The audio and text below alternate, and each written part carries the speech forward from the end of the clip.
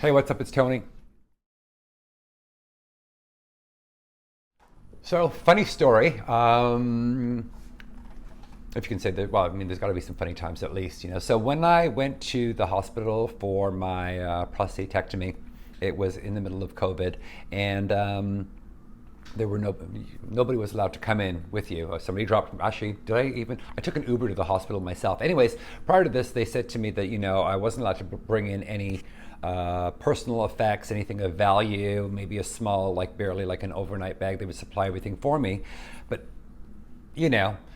I was by myself, I'm going to be by myself for 3 days, I believe it was, I think it was 3 nights. And I was just like, what am I supposed to do in there? You know what I'm saying? And so prior to this, I'd spent a lot of time in the hospital, with my mom. She was very sick, and then prior to that, my dad was very, very sick. And, you know, first of all, there's a huge expense with going to the hospital, right? Then on top of that, they charge you a fortune for the TV. And yeah, no, and, I need my glasses and the TV's way over there. So, I was kind of sneaky because I also too don't like hospital food, and I know that I'm not supposed to be eating certain things, but regardless, I was bad. I had a small carry-on suitcase that I put my laptop, my iPad, all of my chargers, and some some snacks in there. All healthy snacks, but something that I could have as well. It was a bit of comfort food. I needed some comfort food. And I knew that I wouldn't eat it on maybe the first day, but like the evening of the second day, I needed something, like something sweet and kind of yummy. And, so I actually filled up my bag. And what I did was I locked everything in there and I took it with me because I figured, well, you know, when I was doing the preliminary check-in, right, and I've got my sort of carry-on luggage locked up because, it's a combination lock, that by then it would be really too late for them to say, well, you can't have this here because we're not responsible for your personal effects. So, by then it would be too late because I'm by myself because of COVID. So what are they going to do, right? There's nobody to come and take it. There's nobody waiting for me when I wake up and all that other stuff. So I figured I had a good shot of getting away with this, and I did.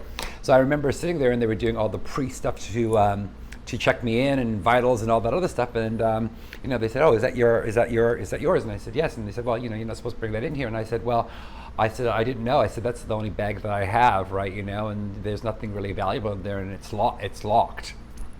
And they're like, "Okay, sure, no problem. We'll make the exception." I'm like, "Well, what exception are you making? There's nothing else you can do. What are you going to do? Throw it in the street, right?" So when I woke up, in recovery, it was in my room, and mind you, I couldn't get to it the first day, and I didn't have any desire because there was 3 billion wires, all over the place. It was like this. It was like and so I didn't really need it. But on the second day, when I woke up, and I was doing great. They came in, they checked on me. I was doing great, and I was getting really super bored, really, really bored.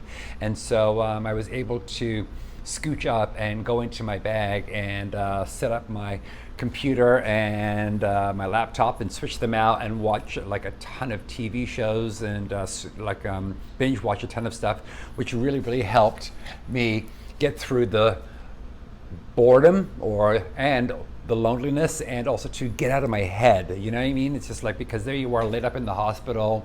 The people that have called you, you're not seeing any faces, there's no flowers, there's no nothing, all the creature comforts when you're in the hospital that make you feel better. So I've got to make myself feel better. I mean, what else am I supposed to do, right? So I was set up and had my snacks and soft stuff.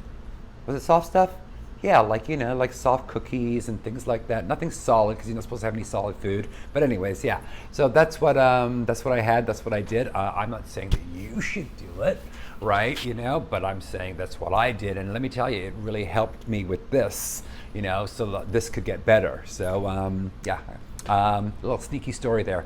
Hope they don't see this because too late now. What are they going to do? Anyways, sometimes you got to do what you got to do is what I'm trying to say, just to get you through.